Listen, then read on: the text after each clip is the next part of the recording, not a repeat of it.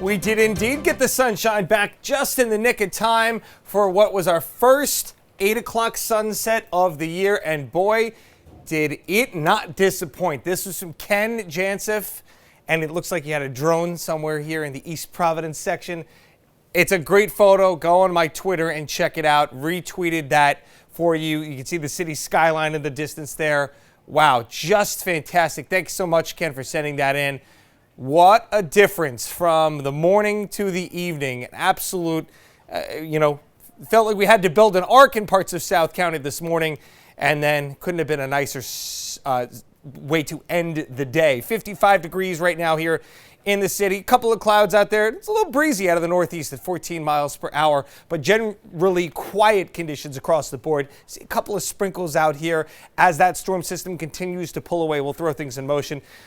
Slew of flood warnings, albeit minor flooding. We'll talk more about it in a second. But yeah, that's in the wake of what came this morning. And again, we talked at the top about how the Saugatucket River over in the Wakefield area saw that road completely flooded. That's not one that I've seen flood, really. I mean, that road is elevated up above that. The roadway is elevated up above the river. So it was really wild to see that occur. There's our storm system, and it really weakened quickly through the evening hours. You can just see the clouds dissipating by the minute, eventually giving way to almost full blue sky as the sun went down.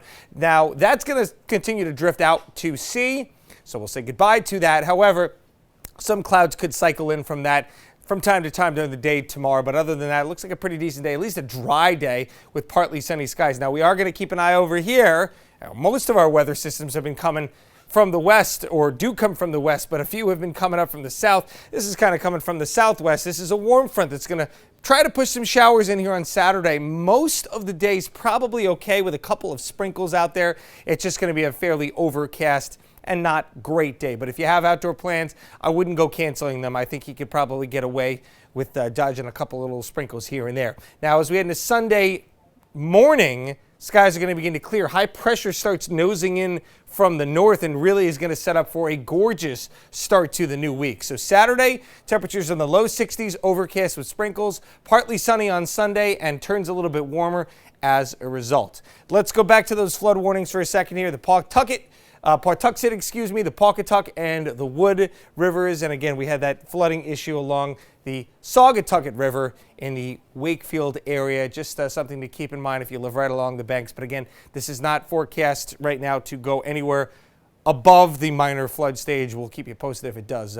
Fortunately, with the dry weather coming up next couple days, should not see that situation exacerbated any worse than it is right now. Partly sunny, mild tomorrow. Hey, how about 70? It would be nice to get back there. I think we will in many portions of the Ocean State. A little bit cooler for Southeast Mass and the shore points.